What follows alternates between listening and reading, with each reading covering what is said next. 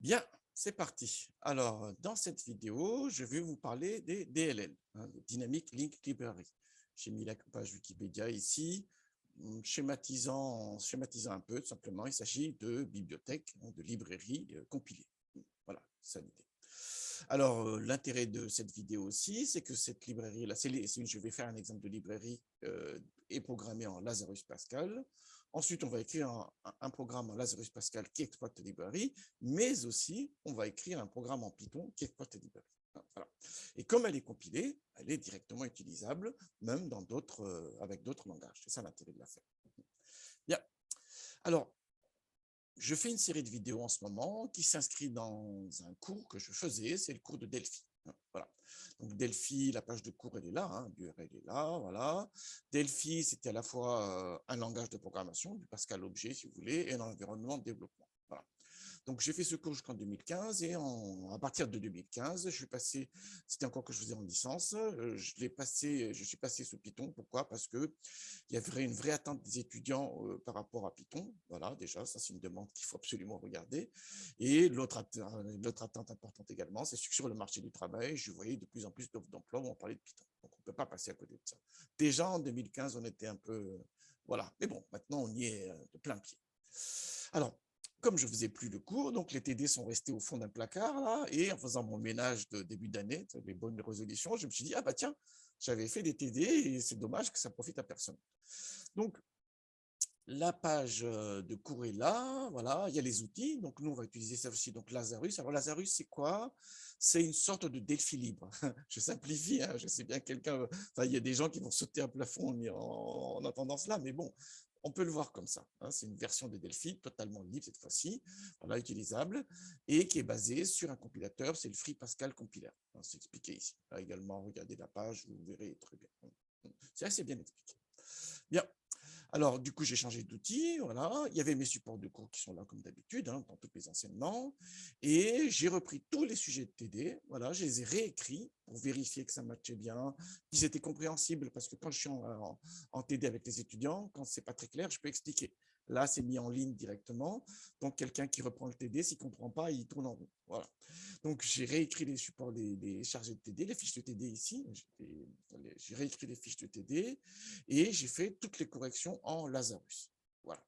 Donc, ces corrigés-là, vous pouvez les récupérer. Du coup, vous prenez Lazarus, vous l'installez sur votre machine et tous les fichiers qui sont là, vous pouvez les ouvrir. Tous les projets qui sont là, vous pouvez les ouvrir et relancer les calculs pour retrouver les résultats, les corrections des exercices qui sont là. Voilà. Alors, comme c'est un outil et que je ne suis pas avec les étudiants en salle de cours parce que c'est un cours que je ne fais plus, voilà, et que vous allez récupérer ça pour l'utiliser chez vous, je me suis dit, il faut quand même que je guide les personnes qui utilisent ces corrigés-là. Donc, c'est pour ça que ces derniers temps, j'ai fait une série de vidéos sur Lazarus avec différents thèmes. Voilà, l'application console, les unités, voilà, ainsi de suite. Et le dernier thème, justement, il y avait 10 séances en tout, le dernier thème, c'est les DLL. Très bien. Donc, c'est ce que je vais faire maintenant, c'est comment on crée une DLL avec Lazarus, comment on écrit un programme Pascal qui exploite les DLL, et le dernier point, ça me permet d'aller plus loin. En 2014, je ne faisais pas ça, mais maintenant, on peut le faire, c'est que nous allons écrire un programme en Python qui importe la DLL et qui va exploiter les fonctions disponibles dans la DLL. C'est tout l'intérêt des librairies compilées. Bien, alors, une fois que ça c'est dit, on va pouvoir y aller. Donc, il y a 3 étapes. Il y a 3 étapes. Voilà, comment on crée la DLL en Lazarus Pascal. C'est le premier point important. Le deuxième point important, c'est comment j'écris un programme en Lazarus Pascal qui exploite une DLL. Voilà. Et le troisième point, dans un troisième temps, on écrira un programme Python qui exploite la DLL. Et là, on aura fait le tour. Et ensuite, il sera temps de parler du 10e exercice qui n'est pas écrit encore, mais j'ai toutes les idées en tête. Donc, je sais à peu près ce qu'il faut faire, mais il faut avoir le temps de le faire. Et je vais le faire, bien sûr que je vais le faire. Bien, allons-y alors. Première étape du coup, comment on crée une DLL en Lazarus. Donc, je vais lancer Lazarus, très bien, voilà, et j'ai tout vidé. Vous avez vu, donc on va tout vider, tout ça, voilà, très bien, et je vais travailler dans un dossier qui est là. C'est le dossier démo comme d'habitude. Pour l'instant, il n'y a rien. Alors, j'ai préparé le corps du programme Python quand même. Ça, c'est autre chose. Bon, pour l'instant, pour nous, il n'y a rien. On ne travaille pas sous Python, sous Python du tout là pour l'instant. Bien. Alors, je crée un nouveau projet, et quand je crée un nouveau projet, cette fois-ci, on va créer donc une bibliothèque. Vous avez bien vu, hein. N'oubliez pas que Lazarus, à la différence de Delphi, enfin le Delphi usuel, et Lazarus est multiplateforme. Donc, on peut créer des librairies compilées en DLL si on est sous Windows, mais si on est sous d'autres systèmes, on peut créer des points SO sous Linux ou bien des points dlib sous Pascal Mac OS X. Ah, c'est super intéressant, ça, hein. Voilà, voilà. Peut-être que je ferai une vidéo là-dessus. Peut-être que je ferai une vidéo là-dessus, c'est à voir. Bon, j'ai pas Mac OS X, mais en revanche, Linux, j'en ai une machine virtuelle, donc je peux très bien le faire. Voilà. Très bien. Et puis, j'ai des PC aussi qui fonctionnent sur Linux. OK, donc bibliothèque, voilà, on est là. Donc, déjà, le premier point important, ici, le mot-clé, maintenant, c'est plus librairie, c'est plus programme. Le mot-clé, maintenant, c'est plus programme, c'est librairie. Ça, c'est un premier point important. Alors, tout de suite, je vais enregistrer pour être sûr qu'il n'y a pas d'embrouille. Voilà. Et je vais aller, donc bon, j'ai répété avant, mais en fait, on ne va pas aller là, on va aller dans le démo. Bien. Alors, je vais l'appeler, par exemple, MaDLL. MaDLL. Voilà. C'est un projet Lazarus, donc c'est un fichier .lpi. On va voir qu'est-ce qui se passe. J'enregistre. Regardons. Donc, le fichier .py, on oublie. Donc, on a la triptyque de fichiers ici, comme d'habitude. Le LPR, c'est le code source. Voilà, hein, c'est le code source. Ça, vous le savez, ça. Voilà. Et ensuite, on a le LPI, qui est le fichier de configuration de votre projet, et le LPS, qui est la configuration visuelle de votre projet dans l'espace, dans l'éditeur Lazarus. Bien. Très bien. Alors, qu'est-ce qui se passe? Je vais créer deux fonctions. Alors, j'ai préparé en amont, hein, parce que je ne vais pas me faire des... Voilà. Alors, après les unités, voilà, je crée ici et je mets deux fonctions. Une fonction d'addition sur des entiers. Voilà.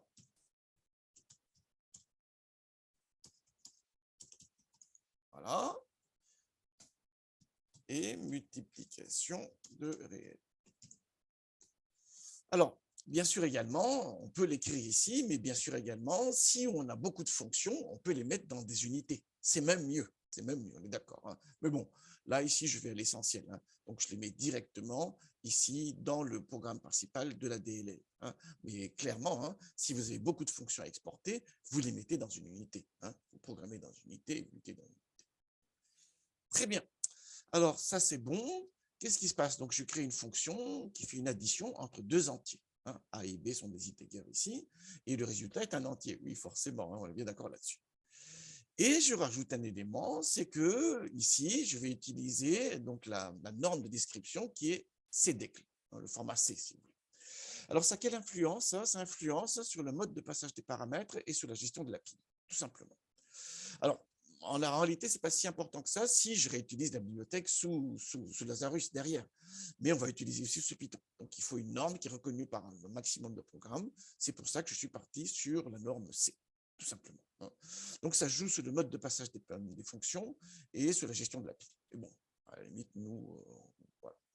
Très bien, c'est pour ça que ça. Alors, vous regardez dans la documentation de Lazarus, tout simplement, de Free Pascal, et vous verrez, il y a stdcal, il y a call, enfin stdcal, call, voilà, il y a cdec, donc déclaration C, et ainsi de suite. Ça, c'est la première fonction. La deuxième fonction, ici, c'est la multiplication entre deux réels. Voilà, et le résultat est un réel, forcément. Donc, on voit bien ici multiplication. Jusqu'à maintenant, il n'y a pas de souci, hein. Je décris les fonctions, très bien, et je les programme. J'aurais pu les mettre dans des unités, hein, pas de souci là-dessus. Et ensuite, je fais un useIs de l'unité ici. Voilà. Là où c'est vraiment rendre quelque chose de nouveau, c'est que ces fonctions-là que j'ai programmées, il faut que je les exporte. Donc, c'est le rôle des deux commandes qui sont là, enfin des commandes, la commande qui est là, exporte, voilà. Donc, ici, ça veut dire que je vais exporter ces deux fonctions à l'extérieur de la librairie. C'est ça l'idée de l'affaire. Je vais exporter la fonction, les deux fonctions. Très bien. Ça veut dire qu'on peut programmer une série de fonctions, y compris dans des unités. Voilà, même si elles sont dans l'interface, il se peut que ces fonctions-là, je ne les exporte pas. Ça veut dire qu'elles ne sont pas visibles par les outils qui vont appeler ma DLL. Donc, deux étapes. Un, il faut écrire les fonctions avec une formalisation, avec un formalisme qu'il faut respecter, avec une norme de description ici. Moi, j'ai pris la norme C. Voilà. Et ensuite, les fonctions qu'on a programmées, il faut les exporter, sinon elles ne sont pas visibles à l'extérieur par les programmes donc appelant à l'extérieur de la DLL. Très bien, je sauvegarde et je ne peux pas exécuter. Bah oui, parce que c'est une librairie. Et une librairie, ça ne s'exécute pas. On va écrire des programmes qui importent la librairie, qui, eux, vont s'exécuter. Donc, la seule chose que je peux faire, c'est que je compile. Je vais compiler. Et voilà, il a dit avec succès. Alors, je vais fermer mon projet, là, paf, et regardons ce qui se passe sur le disque. Regardez sur le disque, on a les 3 fichiers qui constituent le projet que j'ai chargé, que j'ai manipulé sous Lazarus, et ensuite on a la DLL compilée. On voit bien l'horaire là, hein. C'est un prix cool, hein. On a la DLL compilée. Très bien, excellent. Cette DLL là, du coup, voilà, je peux la distribuer, c'est ça, je peux le mettre sur un site web, des gens sur GitHub ou je ne sais pas quoi, des gens vont le récupérer et l'intégrer dans leur programme. Donc la deuxième étape maintenant, c'est que moi j'ai créé un programme, comment je vais pouvoir profiter de cette DLL. Dans un premier temps, on le fait dans Lazarus même, toujours en Pascal, et dans le deuxième temps, on va le faire sous Python. Allons-y. Alors, je reviens dans Lazarus, et du coup, je crée un nouveau projet. Voilà, je crée un nouveau projet, un programme simple, un programme console très simple. Voilà. Et je vais enregistrer ça, je mets ça, projet, import, DLL. Pourquoi pas, hein? Voilà. Très bien. OK, qu'est-ce qu'il faut faire maintenant? Il faut que je dise, branche-toi sur cette DLL et importe ces fonctions. Voilà. Alors, c'est plus long à dire qu'à faire. En réalité, voilà, c'est aussi bête que ça. Donc, pour importer les fonctions qui sont dans la DLL, il suffit de reprendre la déclaration ici. Voilà, de respecter la norme qui a été utilisée dans la création de la DLL et de dire que la fonction que je suis en train de déclarer là, elle est dans telle DLL, dans une librairie externe. Voilà. Alors, par défaut, il cherche dans le même dossier qu'il y a votre exécutable. Si ce n'est pas dans le même dossier, dans un sous-répertoire, par exemple, il faudra mettre le chemin, tout simplement. Voilà. Et par défaut, il cherche dans là où vous avez votre exécutable. Très bien. Donc, c'est juste ça. Hein. Vous déclarez les entêtes et vous indiquez la DLL dans laquelle se trouvent ces fonctions-là. Qu'est-ce qui se passe alors? Je vais écrire mon petit programme là. Voilà, très simple. Hein. Je fais un programme très simple. Hein. Voilà. Si je fais l'addition, j'appelle la fonction addition ici. Je passe les valeurs 10 et 5. Voilà. Et pour la multiplication, j'appelle la fonction multiplication là et je passe les paramètres 4.2 et 1.5. Aussi bête que ça. Regardons si ça marche. Hein. Voilà. Cette fois-ci, je peux exécuter parce que j'ai créé un programme. On est bien d'accord là-dessus. Donc, projet, exécuter, exécuter. Voilà. Ça, c'est le débogueur. Et voilà. Et on a bien les résultats qui sont là. On a bien les résultats qui sont là. Vous avez bien vu, hein, 10 plus 5, ça fait bien 15. Et 4.2 fois 1.5, visiblement, ça fait 6.3. Bon, il y a des erreurs de troncature, là, de précision de supplément, mais c'est bien 6.3 le résultat. Bien, bien, bien. Alors, n'oublions pas hein, que le projet principal lui-même a été compilé en exécutable. Hein, et que donc, l'exécutable lui-même saura trouver la DLL et saura importer les fonctions qu'on a écrites ici. Hein. Regardons ça. Donc, je ferme Lazarus. Hein, voilà. Et regardons maintenant où j'en suis. Je suis là. Donc, la DLL que j'ai compilée était là, 11h54. J'ai créé mon exécutable qui a été compilé en 11h57. Et quand je le lance, voilà, on a bien ici le programme. Et voilà, c'est aussi simple que ça. Très bien. Donc, on a vu qu'on peut créer des DLL relativement simplement. Ce qu'il faut tout simplement voir, c'est le formalisme pour exporter des fonctions qu'on a intégré dans la DLL, qu'on a programmé dans la DLL. Ensuite, on peut écrire un programme en Lazarus Pascal pour importer ces fonctions de la DLL. Là où c'est intéressant, que je ne faisais pas à l'époque où je faisais ce cours, c'est que maintenant, on va écrire un programme Python qui va importer cette DLL-là et accéder à ces fonctions. Ça, pour le coup, c'est intéressant. Alors, j'ai un peu cherché sur Internet. Il n'y a pas beaucoup de docs. Hein. J'ai dû ramer un peu pour trouver. Mais la meilleure référence, elle est là. C'est sur la doc de Python 3. Voilà. Et on a ici la documentation de CTIP. Alors, CTIP, c'est un package Python qui permet de faire appel à des fonctions externes, y compris nickel, nickel. Voilà, il faut que les données soient compatibles avec le langage C. On est bien d'accord là-dessus. C'est pour ça que j'ai mis ces decks à côté. Ce n'était pas par hasard, on est bien d'accord là-dessus. Très bien. Bon, allons-y alors. Alors, j'ai préparé mon affaire là. J'ai créé un petit programme Python. Pour l'instant, il n'y a rien dedans. On est bien d'accord, hein? On n'a rien dedans. Bien, très bien. Alors, du coup, on va faire les importations. Alors, bien sûr, j'appelle la librairie SETI. On est d'accord, hein? Parce que c'est bien cette librairie-là, c'est la librairie Python qui permet de faire appel à des fonctions externes. Voilà, des fonctions qui sont dans des DLL. OK, très bien. Ensuite, la première chose à faire, c'est qu'il faut que j'importe la DLL. Voilà. Alors, où est-ce qu'il cherche la DLL? Dans le working directory de votre application Python. Donc, si je le lance ici, hein, paf, voilà, il va aller dans Users, Record, Desktop, Demo, effectivement, et c'est là qu'il va chercher la DLL. Donc, on est bien là, ma fonction Python, hein, elle est là, hein, très bien, elle est là, ma fonction Python, là, que je suis en train d'écrire, très bien, et ici, on a bien, voilà, la DLL qui est importée.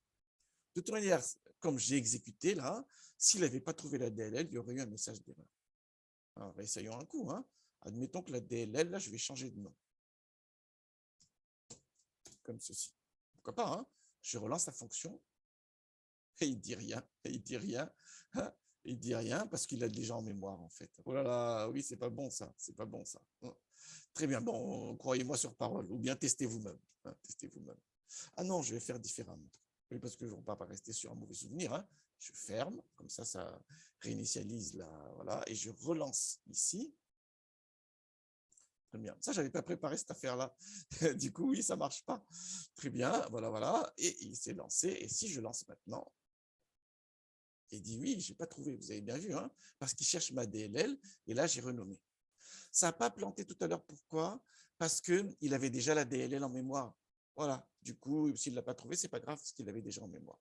Mais là, j'ai fermé Spider, j'ai relancé Spider, ça a relancé la console Python. Et là, du coup, voilà. Ah bon, on va revenir à là où on est. Hein. Très bien. Ma DLL cette fois-ci. Et je réinitialise la console pour éviter les surprises inutiles. Il ne faut jamais faire des choses qu'on n'a pas prévues. Voilà. Et ensuite, je lance. Et là, ça marche sans problème. Alors, une fois que j'ai importé la DLL, voilà, avec formalisme CDLL, hein, formalisme C, très bien. Ça, maintenant, c'est une référence vers la DLL. Et dans cette référence-là, je peux faire appel aux fonctions. Alors, ça se passe comment, ça? Voilà, ça se passe de la manière suivante. Alors, je vais faire ici, voilà. Qu'est-ce qui se passe? Donc, ma DLL est une référence à la DLL, et dans cette ma DLL-là, voilà, j'ai une fonction addition entier qui est disponible.